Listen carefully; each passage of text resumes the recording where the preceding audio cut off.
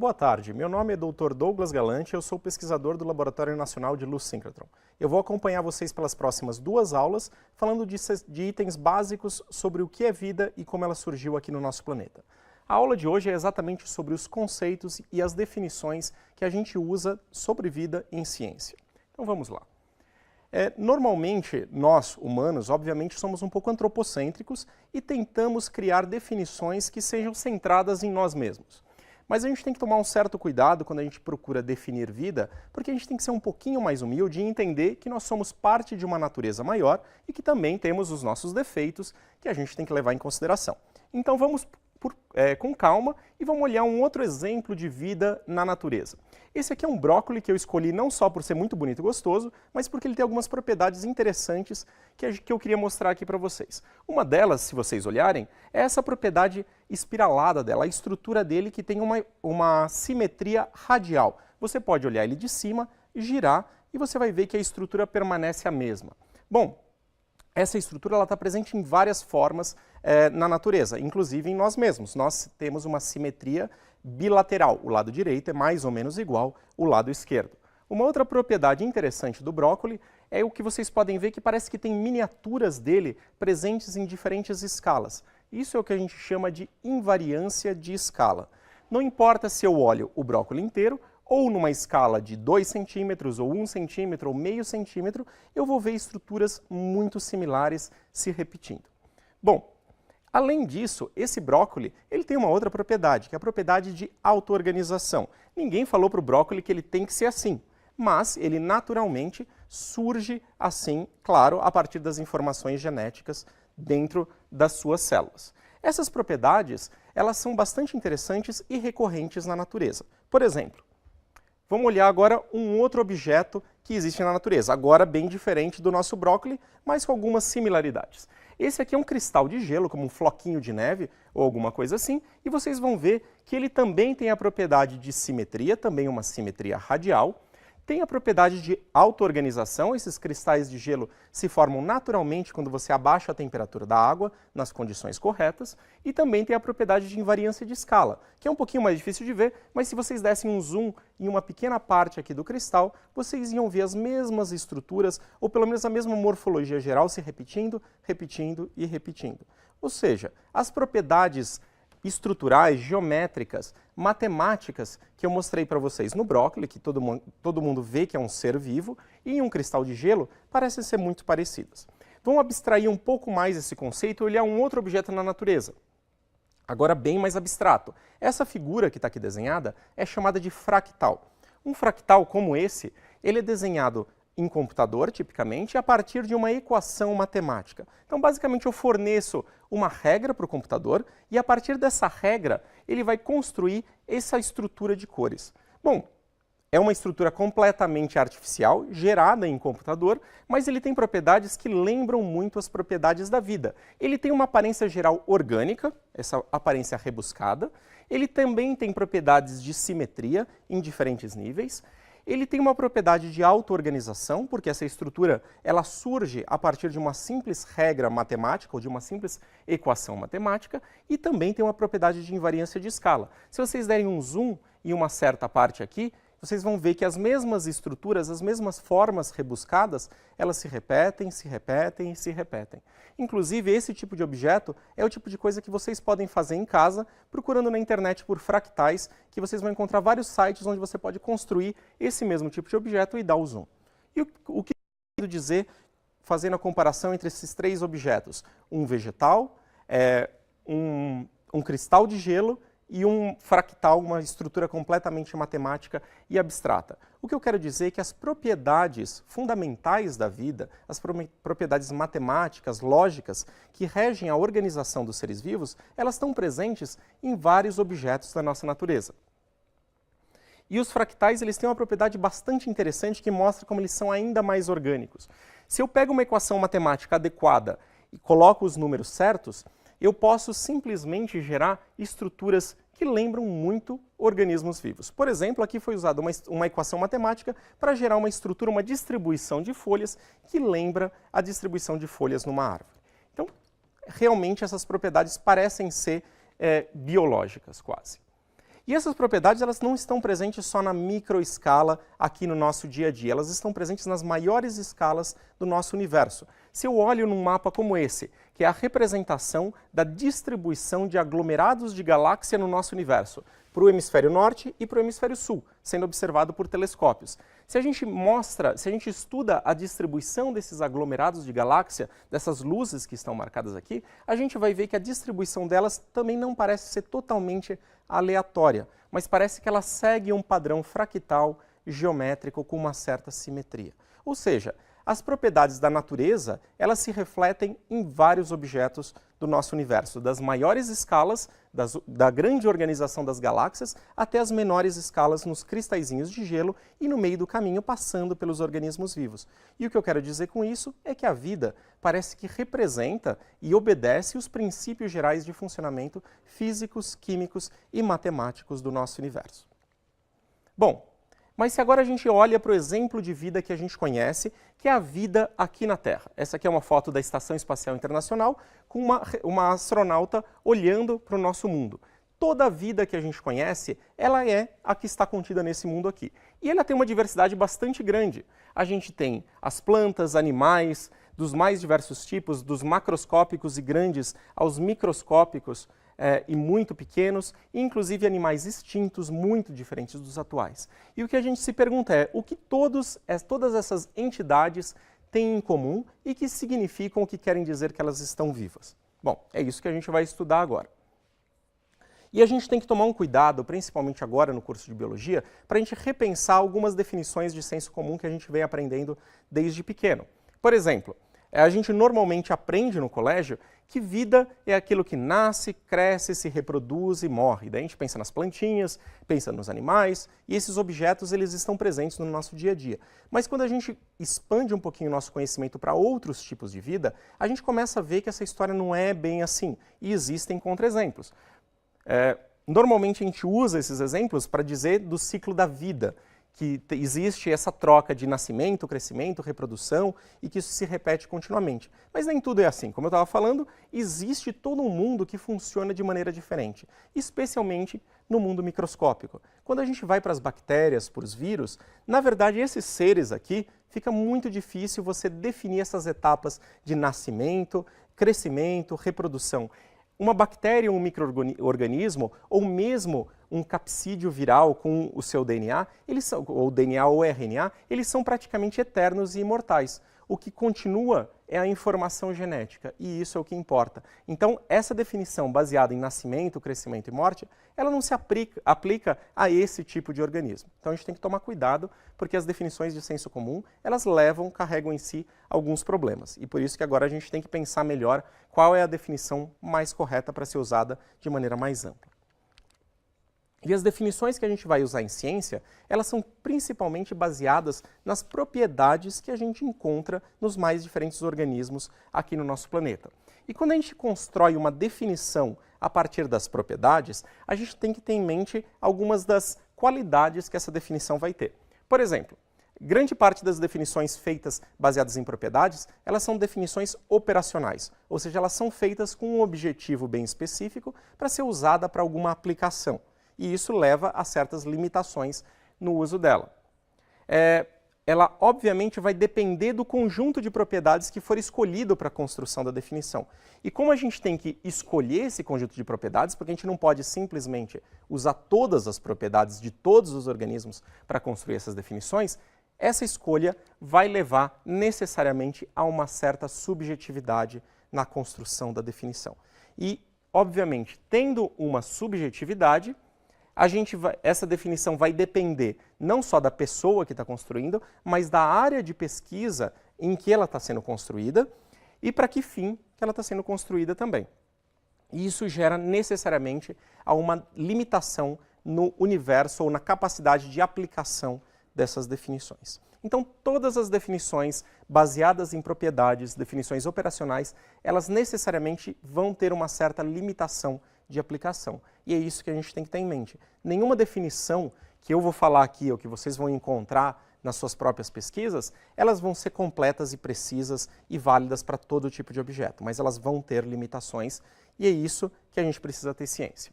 Bom, Eu listei aqui algumas das definições mais comuns encontradas na literatura para mostrar para vocês como elas são dependentes de área. Por exemplo, aqui diz que organismos vivos são sistemas que tentam responder a mudanças em seu ambiente e em seu interior de maneira a promover a sua continuidade. Ou seja, um organismo vivo tenta continuar vivo fazendo mudanças dentro de si ou fora. Aqui tem uma definição um pouco mais geral, um pouco mais de sistemas. Um organismo vivo seria uma rede de feedbacks negativos inferiores, mecanismos regulatórios, subordinada a um feedback positivo superior, potencial de expansão e reprodução. Ou seja, o organismo tenta se expandir e ao mesmo tempo que ele é controlado ou regulado por uma série de outros sistemas. Aqui tem uma ainda mais completa ainda.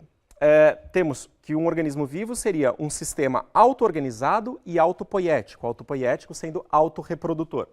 Pode ser um agente autônomo ou um sistema multiagente, ou seja, pode ser feito de várias pequenas partes, para sua própria reprodução, completando ao menos um ciclo de trabalho termodinâmico. Ele pode ser também um sistema com capacidade para metabolismo e movimento. Cada uma dessas definições que eu escolhi aqui, existem muitas outras que vocês podem encontrar, elas são melhores para serem aplicadas em um tipo de área, um tipo de pesquisa, ou um tipo de aplicação, e piores para outras. Por isso que a gente tem que escolher muito bem a definição que a gente vai usar. E eu coloquei uma definição aqui bastante geral, que inclusive é usada como a definição oficial de vida da NASA.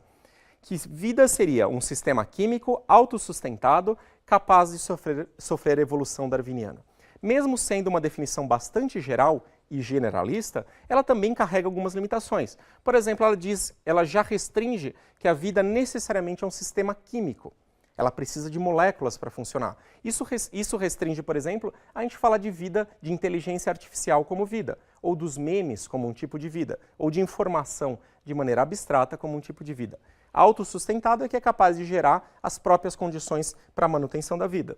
E evolução darwiniana é um termo ainda mais complexo, que vocês vão ver mais para frente, mas basicamente seria a capacidade dessa entidade viva de mudar com o tempo. Bom, essa é uma das definições mais gerais, mas, de novo, como toda definição, carrega suas limitações. De maneira muito pragmática, o que normalmente nós fazemos em ciência é tentar definir a vida como a gente conhece. Porque a gente basicamente, essas são as únicas ferramentas que a gente tem. A gente vai ao mundo, estuda o mundo e a partir desse conhecimento a gente escreve as definições. Em inglês a gente chama de Life as we know it. Por isso normalmente a gente usa esse acronismo aqui, LOCK, para falar de vida como a gente conhece. E toda a vida aqui na Terra, toda a vida que a gente conhece, ela tem uma característica em geral. Ela é feita ou ela depende de células para viver. Isso aqui é um exemplo de uma das primeiras grandes ilustrações de células, é um neurônio, feito pelo pai da neurociência, Santiago Ramón y Cajal, e ele ilustra bem a base da vida aqui na Terra. Não só da neurociência, não só da nossa mente, do nosso cérebro, que é a base, são os neurônios, mas de toda a vida no nosso planeta. Todos os seres vivos do planeta, eles são feitos de célula ou eles precisam de células para sobreviver. Claro, vocês vão pensar nos vírus. Eu até coloquei ele aqui do lado para eu não me esquecer de comentar dos vírus. Os vírus, eles não são feitos de células. Normalmente eles são capsídeos proteicos carregando material genético, mas eles dependem de células para sua reprodução, manutenção e metabolismo. Portanto, eles na verdade, provavelmente eles são um subproduto evolutivo que nasceu posteriormente às células, ou que surgiu posteriormente às células. E eles dependem intrinsecamente de células. Então, vida no nosso planeta, a vida como a gente conhece, ela é baseada em célula, que é o que a gente chama do viés celular. E o que é uma célula no final das contas? Uma célula, se a gente olha um meio, pode ser o oceano, pode ser a nossa corrente sanguínea, ou qualquer meio racional, meio de cultura, a gente basicamente, para definir uma célula ou para criar vida, o que a gente precisa fazer a gente precisa criar uma região onde a gente possa concentrar reações químicas e informação. Para isso, uma das primeiras etapas que a gente precisa fazer é construir um sistema de compartimentalização que separa o que é dentro do que é fora, e esse sistema de compartimentalização, ou de membrana, precisa ter uma propriedade de permeabilidade seletiva. Ele precisa controlar o que entra e o que sai em taxas em proporções diferentes. Com isso, a gente consegue construir um sistema diferente dentro e fora.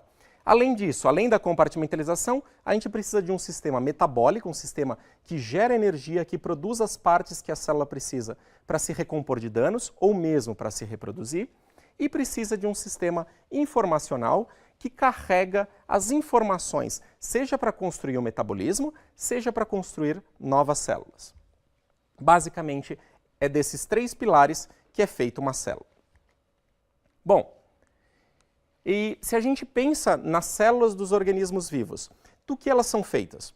Se eu pego a mim mesmo, a uma planta ou um dinossauro, se eu pegasse um dinossauro, e batesse no liquidificador e estudasse a constituição desse material que eu extraio desses seres vivos, eu basicamente ia encontrar os mesmos materiais, os mesmos princípios básicos. Todos os organismos aqui da Terra, eles precisam de água para sobreviver. Eles são dependentes de água como seu solvente universal. Todos eles usam ácidos nucleicos como material para carregar informação genética, seja DNA, seja RNA. Todos eles possuem aminoácidos que são a base da construção das proteínas e das enzimas, que são responsáveis por fazer estrutura e por produzir função biológica, como nas enzimas.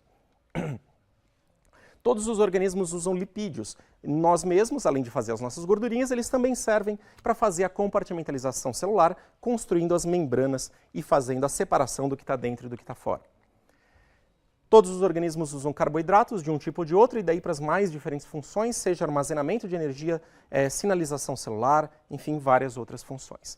E se eu olho para todas essas moléculas importantíssimas, essas macromoléculas biológicas, todas elas podem ser construídas por poucos átomos, por poucos tipos de elementos químicos, que é o chamado CHOMPs, carbono, hidrogênio, oxigênio, nitrogênio, fósforo e enxofre. Basicamente, se eu tenho CHOMPs na natureza, nas condições corretas, a gente imagina que com o tempo ela possa se recombinar e a partir daí construir a vida. Claro, CHOMPs não é tudo, existem vários outros elementos químicos que têm a sua importância nas mais diferentes funções, principalmente como cofatores enzimáticos, balanceio isoelétrico, enfim, várias outras funções, mas CHOMPs é o essencial para a vida. Então, vida como a gente conhece, ela é baseada em células e essas células são baseadas nessas moléculas que são feitas desses átomos. Esse é o princípio fundamental da vida como a gente conhece.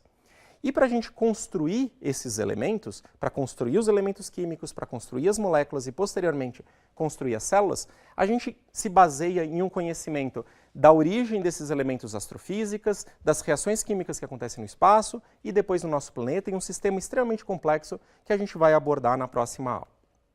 Bom, e só para ir finalizando, eu queria lembrar para vocês algumas das consequências dessa definição de vida como a gente conhece, baseado nessa nossa vivência de mundo. Essa aqui é uma foto feita por essa sonda Voyager, quando ela estava saindo do sistema solar, muito distante, bilhões de quilômetros de distância, e o Carl Sagan deu uma ideia bastante interessante. Vamos voltar a sonda para a Terra e tirar uma foto do nosso planeta. Eu não sei se vocês conseguem ver, mas aqui tem um pontinho. Esse é o pontinho que o Sagan chamou do pálido ponto azul. E o que eu queria mostrar dessa foto, que mostra a nossa pequenez em comparação à enormidade do universo, é que todo o conhecimento de vida que a gente está falando vem do conhecimento desse pontinho, de um tipo de vida que é muito similar, que usa DNA, que usa RNA, que usa carbono, que é baseado em células. E isso faz com que necessariamente as nossas definições de vida, como eu falei, sejam limitadas a esse mundinho que a gente conhece. E por enquanto a gente é incapaz de, a partir dessas informações, construir o que a gente chamaria de uma teoria geral de vida que poderia ser aplicada nos mais diferentes fenômenos. Uma única maneira, talvez, de expandir essas definições para uma teoria geral é se a gente pudesse encontrar outros exemplos de vida muito diferentes dos que a gente conhece. E por isso existem várias missões espaciais hoje, mandando sondas ou usando telescópios para procurar por vida fora da Terra, e o que seria mais interessante para a ciência é que ela fosse diferente da filosofia, da lógica da vida aqui na Terra. Talvez com esse tipo de conhecimento a gente conseguisse se aproximar mais de uma teoria geral de vida. Mas por enquanto a gente tem que viver com as nossas definições e com as limitações que elas carregam.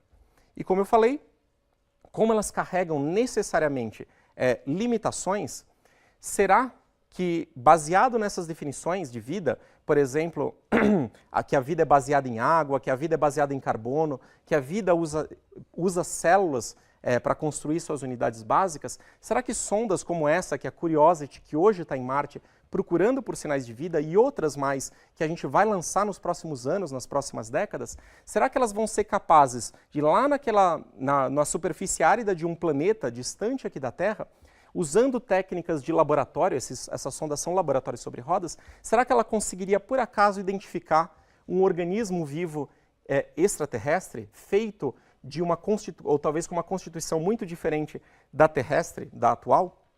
Essa é a grande dúvida que a gente tem hoje. Hoje as sondas e as missões espaciais elas são construídas com a filosofia de procurar vida como a gente conhece. Mas a gente tem que ter em mente que a gente pode estar sendo limitado e a gente precisa desenvolver maneiras de expandir essa nossa definição de vida. Bom, eu vou terminar por aqui. Obrigado pela atenção.